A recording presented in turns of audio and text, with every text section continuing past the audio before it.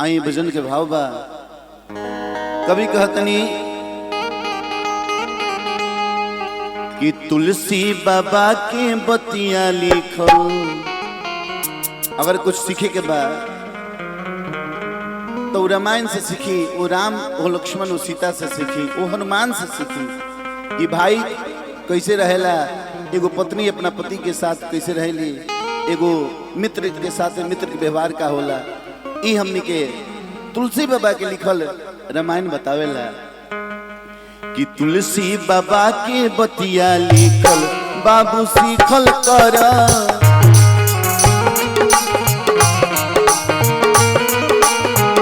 तुलसी बाबा के बतिया लिखल बाबू सीखल कर।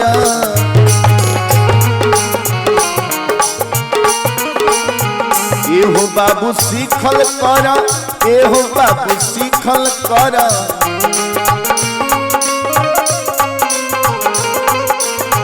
एहो बाबू सीखल कर, एहो बाबू सीखल कर। तुलसी बाबा के बतिया लिखल बाबू सीखल कर।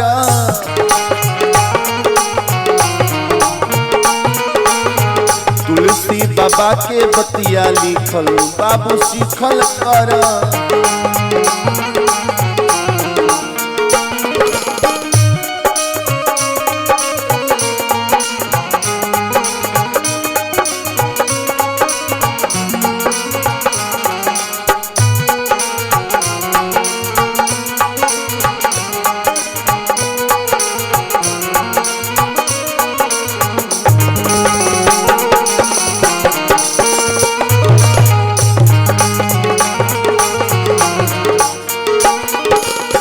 कभी कहते नहीं है भैया,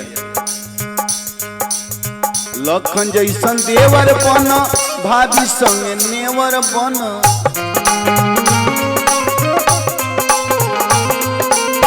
लखन जैसन देवर बन भाभी संगे नेवर बन।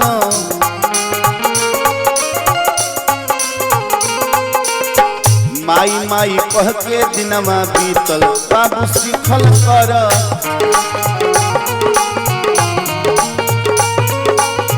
तुलसी बाबा के बतिया लिखल बाबू सीखल कर।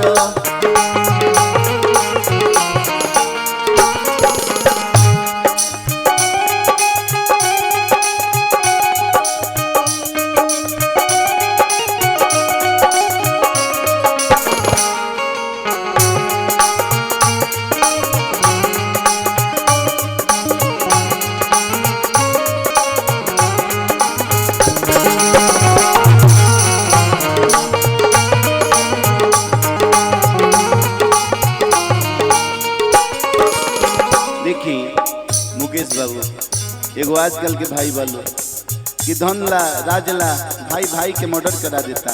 एगो वो भाई बालो कि भाई के अगर बन भइल तो राजपाट छोड़ के अपना भाई के साथ बन के चल गईले। दोनों भाई बन में गईले झूठ बैरिया खैले।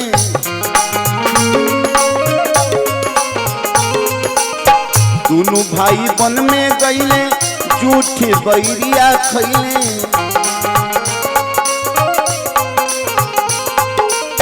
सवरी के रहे जमन सीखल बाबू सीखल कर।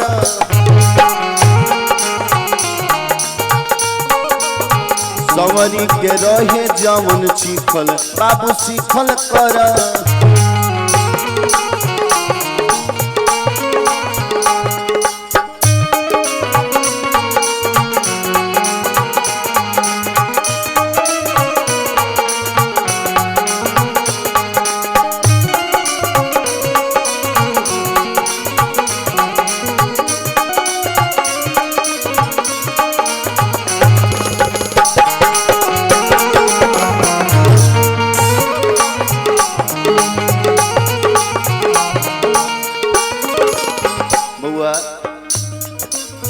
भक्ति में धावन बन मति तू रावण बन।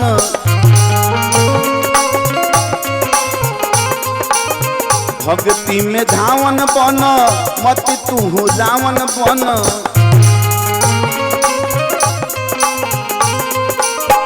पर फूल के हवे ई तो परिखल बाबू सीखल कर तुलसी बाबा के हवे लिखल बाबू सीखल कर तुलसी बाबा के हवे लिखल बाबू सीखल कर तुलसी बाबा के हवे लिखल बाबू सीखल कर।